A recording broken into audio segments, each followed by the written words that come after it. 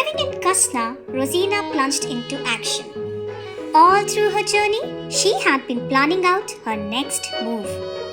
Rosina had a master plan sketched out, and now she was ready to roll out her idea. Posters full of suspense had been pasted everywhere, and she had sent out special invites to the figureheads in Kasna. Rosina wanted everyone in Kasna to glimpse the magic. Next evening, Rosina put on her sturdy mink coat and painted her beak red. A tiara of bluebell flowers adorned her crown. And when the clock struck 6, the audience was already seated. As the doors of the hall closed, the murmurs mellowed and a spotlight flooded the floor. Harnessing her natural flair for drama, Rosina moved up the stage slowly and began smiling at the audience. The spotlight followed her, and now the audience was ready to witness the magic. "Showtime!" declared Rosina to her audience.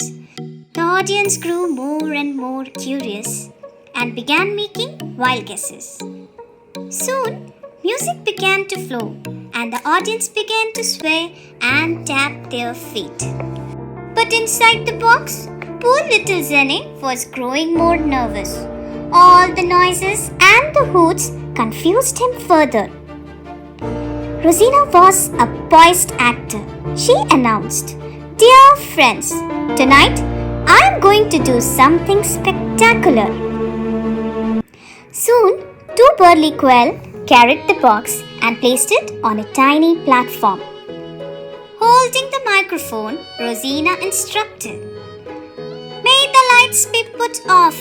And now it was dark inside the hall, and the confused audience grew silent. As Rosina gently opened the box and she pulled out Zene, the stage sparkled with fluorescent lights. The twinkling glow charmed the audience when a voice was heard. "Oh, it's a magical creature!"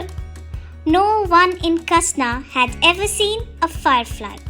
To them, Zene was plucked straight from a fairy tale. "Yes, indeed, it is a rare magical creature," announced Rosina with a dramatic pause. Soon Rosina, the storyteller, began narrating her adventure to the land of Kaspika. The bustle in the crowd was increasing, and everybody was growing more curious. But trapped inside the box, poor little Zene shivered with fear. Rosina made an appeal. "Ladies and gentlemen, may I please request you all to take your seat, please? It is showtime!" And now the act began.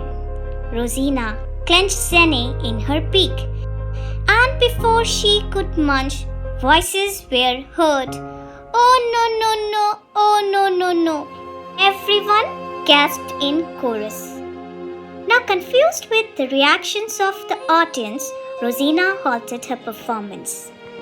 Little Zene shut his eyes in horror. His heart could bear it no longer. To Rosina, her goodwill was very important, and she always guarded her reputation more than her life.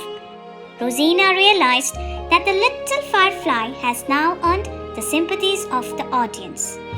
And to paint a picture of humbleness, she soon apologized to the audience and cancelled the performance. One by one, the audience began to disperse, and Rosina flew back home with Zene. For his part, Zene was happy that he survived, yet the shadows of concern loomed over his mind. Will I ever live again? Will I ever be free again? As he thought, Zene felt more anxious. What if the shrewd, rapscallion sparrow changed her mind later?